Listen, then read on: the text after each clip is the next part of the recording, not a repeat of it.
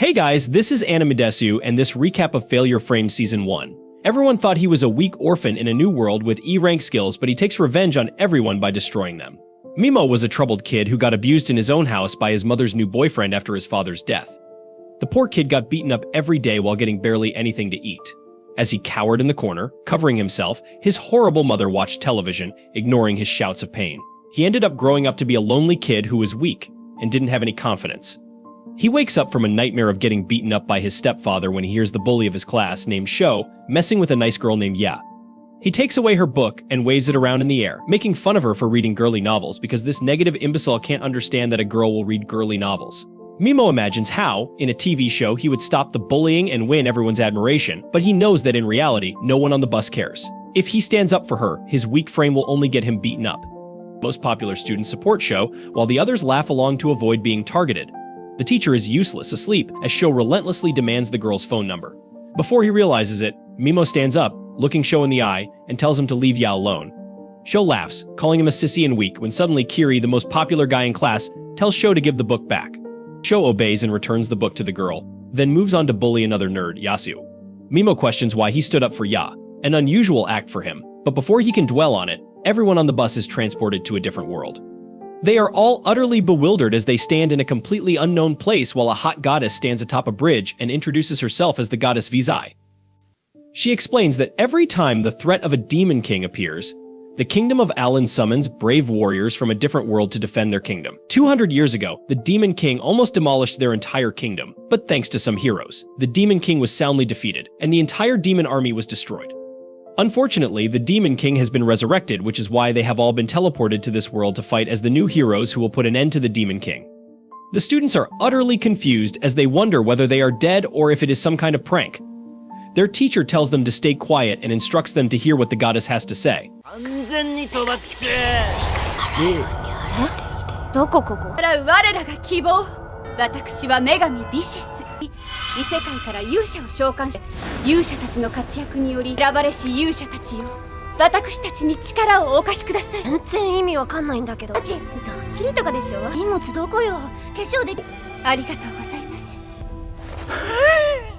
Mimo looks at the old architecture, the soldiers wearing armor and holding spears, and the goddess with the golden eyes before pinching himself to check if he is dreaming.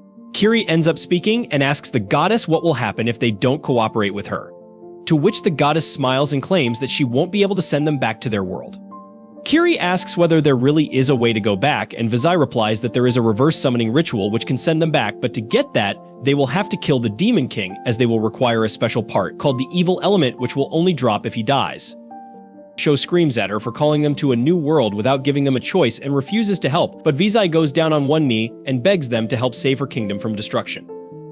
Ya speaks up and tells the goddess that they are just humans who can't really do anything, but Vizai promises that they have abilities that they had no idea about. Sho still thinks that all of this is a joke, so Vizai decides to prove it and calls forth a prisoner of war and a giant demon dog. She lets the giant demon dog loose, and it immediately lunges at the prisoner before killing him. Some of the girls are horrified at this and fall to their knees while Vizai looks at the demon before chanting a spell and completely blasting the monster into flames, removing it from existence. She calls the students forward and tells them that they are going to measure their latent abilities one by one. All the students walk up to a crystal ball and check their abilities as it glows in different colors. After the nerds were through, Sho walks up to the crystal, and as soon as he puts his hand over it, it starts glowing a bright red color. The goddess looks happy and claims that he has a rank skills. Finally, Kiri goes ahead, but as soon as he puts his hand over the ball, it starts glowing a bright golden before exploding. After that, Ya heads up, and even she turns out to be a rank. After some more students, another girl walks up who turns out to be a rank. The guards are completely shocked as Vizai explains that even one A-rank individual is considered extremely lucky, but to have 3 A-ranked people is unreal. Finally, Mimo walks up to the crystal, but when he puts his hand over the ball, it starts glowing a dim purple color. The goddess doesn't even give him a second thought and tells the next person to come up. Mimo tries to ask what rank he is, but she completely ignores him, so he walks away, realizing that even in this world he is going to stay a background character. After that, Yasu, the nerd, walks over to the crystal, who turns out to have a special dark ability inside of him which another dark hero possessed a while ago and became the strongest. Finally, everyone checks their stats as the goddess tells them that they also have a personal ability which varies from person to person before telling them that they have to perform a critical ritual now. She calls Mimo to the front, and he is immediately pushed by a guard. She sends him below in a dark pit and claims that Mimo is E-ranked, which is the lowest in the entire class. Historically, E-ranked people have caused a lot of trouble, so they are usually killed. But since this time they got so many amazing heroes, she will give the E-ranker a chance to save his life, and he will be sent to the Abandoned Ruins, which is a dungeon far away where criminals and monsters are sent. She tells him that if he manages to survive, they will leave him alone and he will get the right to live, otherwise he can kiss his life goodbye. Mimo tries to argue, claiming that he can get better. But the goddess replies that he falls into the category of failure frame, which means that his stats are so low that even after training his ass off, he cannot get better. He gets pissed off and tells the goddess that he never chose to come here, he was summoned against his will and now is being disposed of. But Kiri cuts him off and tells him that he is wasting everyone's time as the girls are already tired while everyone agreed with him. Mimo falls to the ground defeated when Yasu walks up to him. Mimo remembers the time when he helped Yasu after he got bullied, but Yasu rejects him and tells him that an E-ranker should talk with more respect to their superiors. Mimo loses all hope as the goddess commences the ritual and throws a leather bag as his special item, which is completely useless. Ya tries to defend Mimo by saying that this is wrong. Frustrated beyond belief, he raises his arm and uses the paralyze spell at the goddess, who easily manages to block it before calling Mimo a loser for even trying to hit her with his E-rank skills. 廃棄勇者。では、儀式を始めましょう。交換時勇者にはユニークアイテムが、真剣な革袋があなたの言うだけです。待ってください。宝石にマスを流し込め。レ君はクラスメイトなんですよ。何無礼なこと。ますが彼を解放して。仕方ありません。さあ皆様、たちの世界で言えば負け。あなたたちは勝ち組の側です。くそったれ。Kiri also tries his spell, which creates a huge fireball, as he claims that he was just checking by letting a small amount of mana in the spell. Everyone laughs at the power difference between a loser like Mimo and themselves, while Mimo simply puts his head down as tears fall down his cheeks. He remembers how his younger self used to cry when suddenly his soul tells him to stop acting like a good person and show them the true nature of his heart, the nature that he has been trying to repress for so long. Mimo finally lets it all go as he looks up with hate-filled eyes and tells the goddess that she is a rotten hoe and warns her to be ready for him if he ever comes back alive. He immediately gets transported into a dark cave where he tries to open his status but fails because of the low light. He pours some mana into the leather bag and the gem starts glowing, which he uses as a lantern as he moves through the cave. Suddenly he realizes that he has been walking on skeletons, which scares him. He wonders what could have killed all these people when a monster tries to attack him, which he barely dodges and starts running away. The monster starts chasing him while Mimo runs with all his might, thinking whether he should turn around and fight, but his heart knows that the level difference is so great that he will simply die the moment he stops. He starts crying out of fear and gets knocked to the ground because of a rock jutting out of the floor.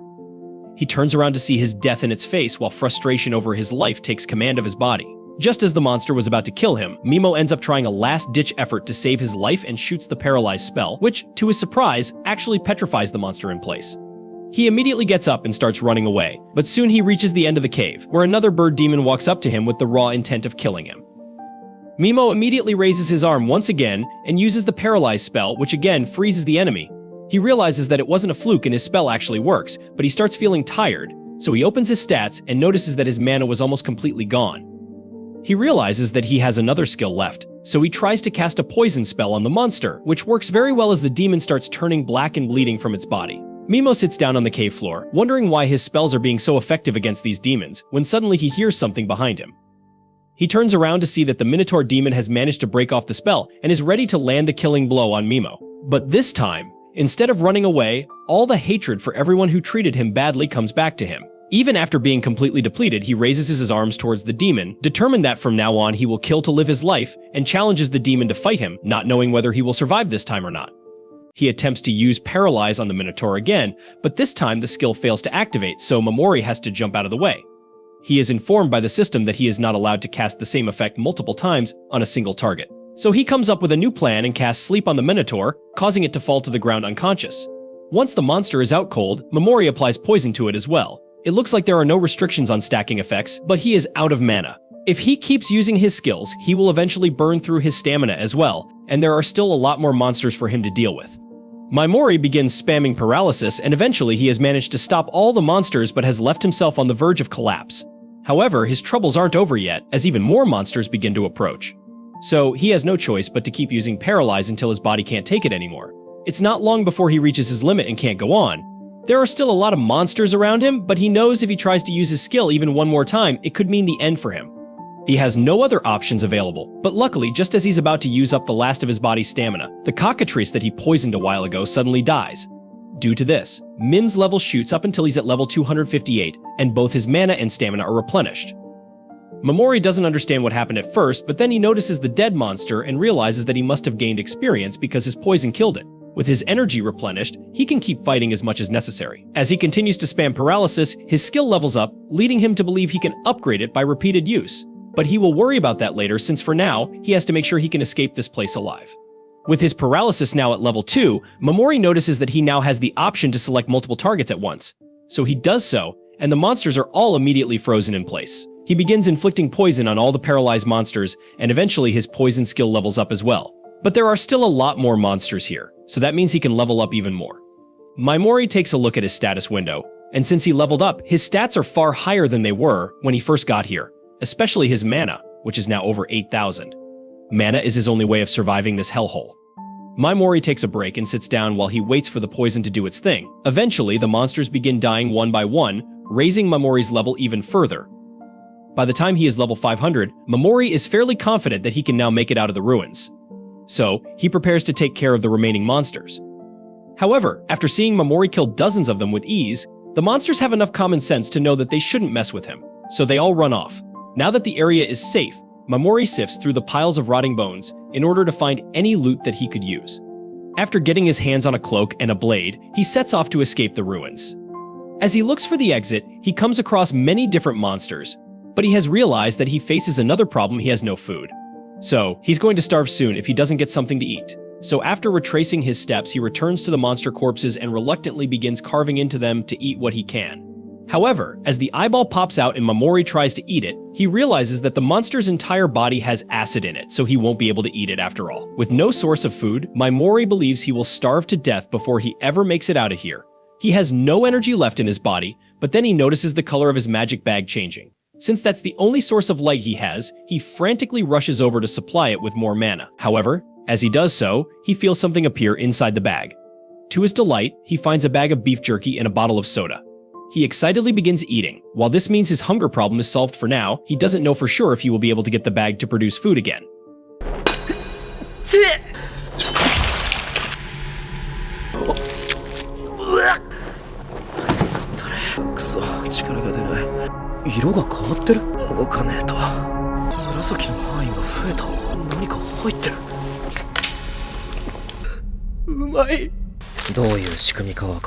As days continue to pass inside the ruins, Mamori has gotten used to committing mass monster genocide with his skills. But he is worried that he might be losing his humanity because of this. After suffering abuse at the hands of his stepfather, Mamori was on the verge of having his murderous villain arc right then and there. But before he could lose his sense of humanity, he was rescued by his aunt and uncle, who took him in and gave him a sense of normalcy. He learned empathy from them, and he thought he had become a normal person like them. But right now, as he is staring at the mountain of corpses beneath his feet, he feels nothing at all. There's no going back to how he was before, so Mamori just accepts that he's a psychopath now and moves on. As he goes, he comes across another section of the ruins with a floating eyeball monster, but Mamori just takes it out with his poison. As he moves forward, he comes across a door with a magic lock, and upon opening it, he finds a small room with 2 skeletons inside. He assumes they must have been people that were disposed of by Vicious as well, but weren't fortunate enough to make it out alive. He searches through their things and finds a pouch full of gems, so while he feels bad about stealing from the dead, the gems could be valuable, and he could use them once he gets out of here, so he no longer feels bad about it. He goes through the other rooms nearby as well, and eventually he comes across one that takes a large amount of mana to open, but once he finally unlocks it, he finds a skeleton sitting with a note next to it. The note says that the skeleton was once a man known as Angan, the Great Sage, and he was the former hero of darkness. The same one Vicious had mentioned was the strongest of them all. According to Angan's note, Vicious sent him here by force after she no longer had a need for him as a hero. And while he was powerful enough to make it this far, he clearly couldn't escape. So he left a message to help the next person who could manage to make it this far.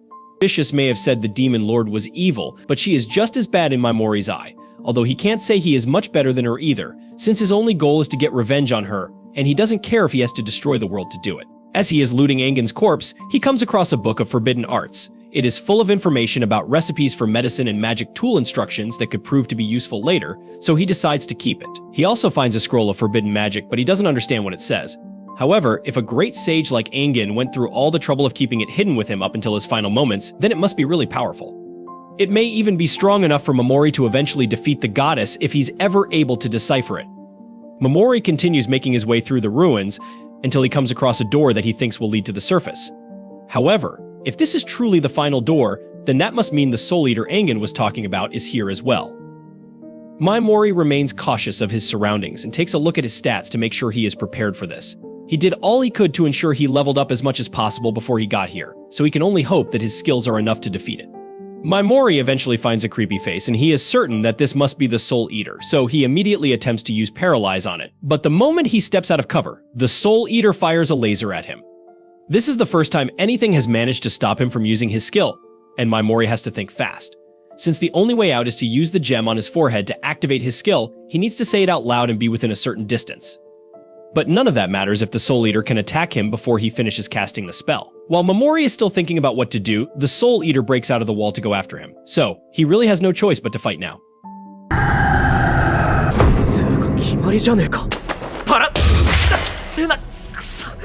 おそらく俺が攻撃の意思を持った。どうする？脱出にはあの状態異常付与の発動にはスキル目だが殺すための難度は高い。それもある程度の声量が必要。どうすればいい？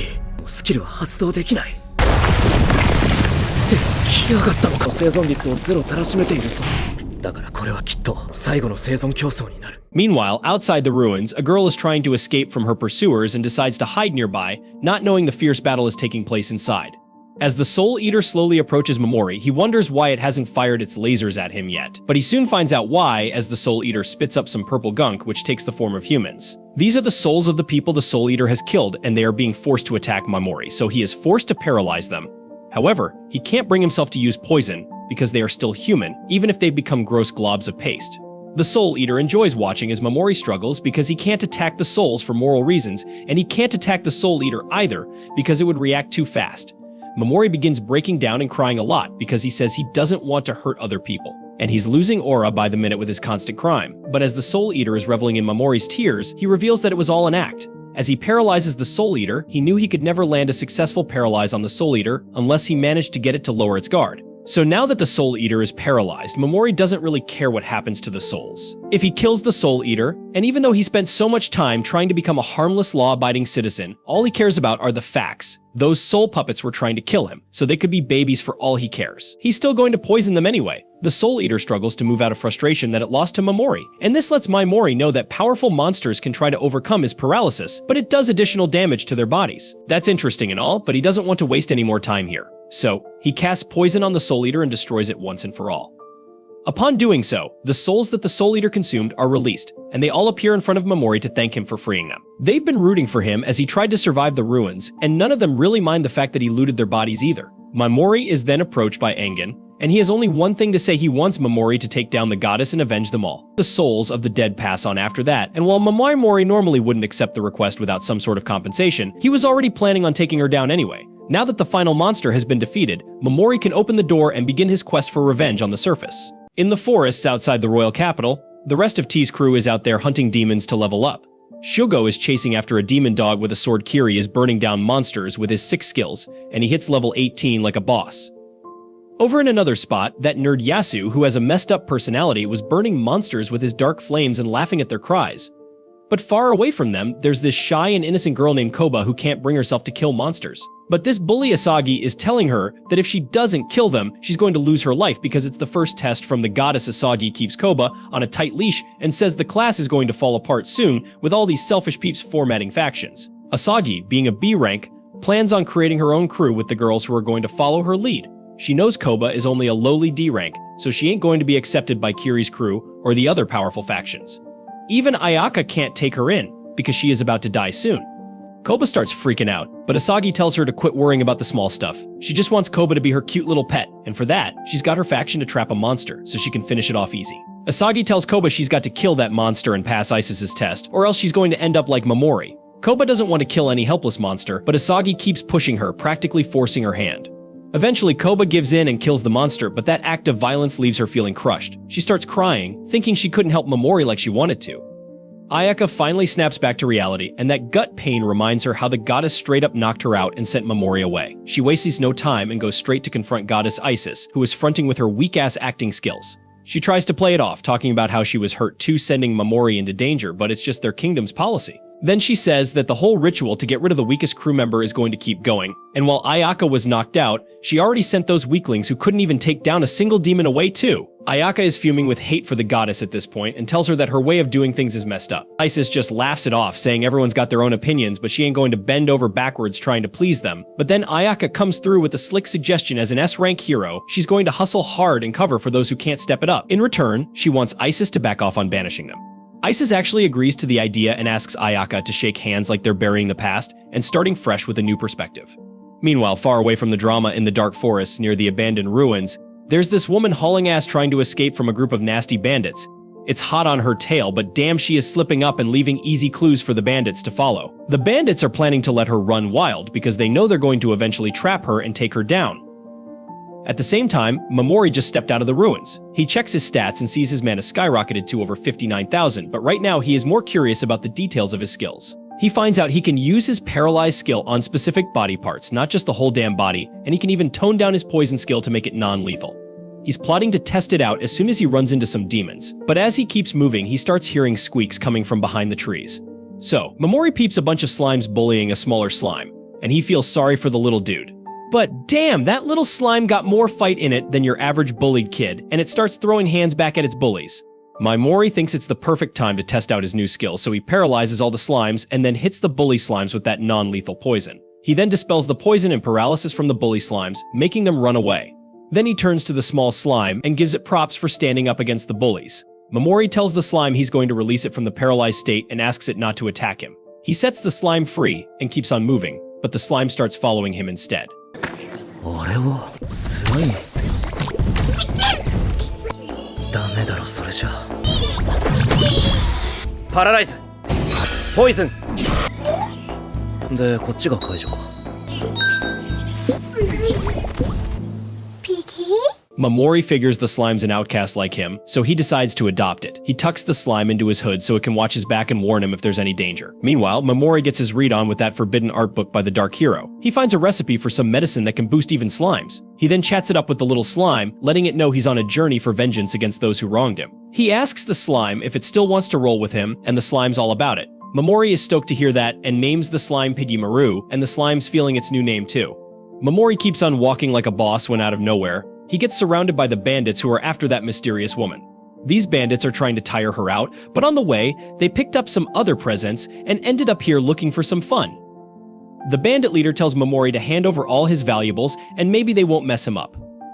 Momori is terrified now because the bandits look scary as hell, and he ain't never fought no humans before. The bandits start arguing about whether they should hurry up and catch that girl or waste time with random nobodies, and Momori sees his chance to dip out of there. He tries to sneak away while they're beefing, but the bandit leader ain't having it and tells him to freeze. Momori throws his hands up and begs for his life, but that just makes the bandit even more eager to take him down. He comes charging at him, but little did they know Momori was just acting scared as hell. So Momori uses his paralyzing skill to freeze the bandit leader in his tracks. Then he takes his sweet time to lay into those bandits, calling them scum, because even though they are way weaker than the demons in the ruins, their evil intentions are even more intense than them. Even Piggy Maru is mad as hell at those bandits. So Momori says killing people like them won't mess with his conscience, and he's actually happy because he is getting rid of Earth's garbage. He casts a poison spell on all the bandits, and once they all drop dead, Momori senses another presence nearby. こいつは殺す。このゴミ肉で試す。まだ生きた人間で試して。そろそろ男だとお楽しみのてめえが壊しにかかったら。あとはあの女に手を入れちまったせいでもう。で見逃してくれ。ダメだってば。俺たちお仕事の続きさ。そのマガス様のエアパラライズ。よっ。 Turns out it's the mystery girl, and she summons some spiritual armor using her tribe's special technique to protect herself. She can feel Momori's presence too and knows someone really powerful is close, but the vibe he's giving off is kind of uncertain. Now, the girl ain't taking any chances, so she starts swinging her sword around, cutting through a bush where Piggy Maru was hiding. Just then, Momori sneaks up behind her and freezes her in place. She stutters and asks what he wants, and he says he just wants info because he is new to the area and knows nothing about it. The girl asks about the 4 bandits, so Momori wonders if they are her crew. She denies it, and he believes her because she ain't using that same evil intent like those scumbags. He removes the paralysis just from her head so she can talk freely, but he warns her not to pull any funny business or he'll straight up end her. Mamori steps in front of the girl and keeps it real, saying he doesn't trust nobody, especially not strangers he meets for the first time. Before he can start grilling her, the girl asks what happened to the 4 bandits. Mamori tells her he killed them all, and she can't believe it because apparently the thugs had a reputation for being hella strong. She asks Mamori if he fought them alone or had help, but he shuts her down and ain't giving her no details. The girl's got faith in Mamori, thinking he ain't a bad boy, so she decides to trust him and says she'll keep honest with her answers. Mamori is feeling her cooperative attitude and starts trusting her a little more, but he ain't ready to set her free just yet. They start chatting and Mamori finds out he ain't chilling in the alien kingdom but is stuck in some forest down south in the Eula kingdom. Dude's learning a ton of stuff and finally he asks the girl if she can read that forbidden spell scroll. She spills that it's written in some crazy ancient script that barely anyone can decode, but she knows someone who can. She puts Mamori onto this forbidden witch, this chick who got kicked out of her homeland because her knowledge was off the charts and people thought she was too damn dangerous. The girl tells Mamori that if he wants to meet the witch, he's got to make his way to the Golden Demon Zone, this sketchy-ass area smack in the middle of the continent. Mamori shows his gratitude for all the dope info, and she thanks him right back for saving her from those bandits. Mamori says that the information makes it even, and the girl sends him good vibes, wishing him the best of luck. He thinks she's too damn honest and innocent for her own good, reminding him of his aunt. Anyways, he decides it's time to bounce and lets the girl know the paralysis spell is going to wear off in a few minutes so she can go on her way. Piggy Maru hitches a ride on Mamori's shoulder, and they talk about how it's unlikely the girl's going to come at them once she's free from the paralysis. But Mamori tells his slime buddy to keep an eye out, just in case, because you never know, and Piggy Maru is all about helping in any way it can. This is the end of Failure Frame Episode 3. Thank you so much for staying on this channel and watching our videos. Don't forget to like this video and subscribe to our channel so we can keep you updated with our latest content. See you in the next video.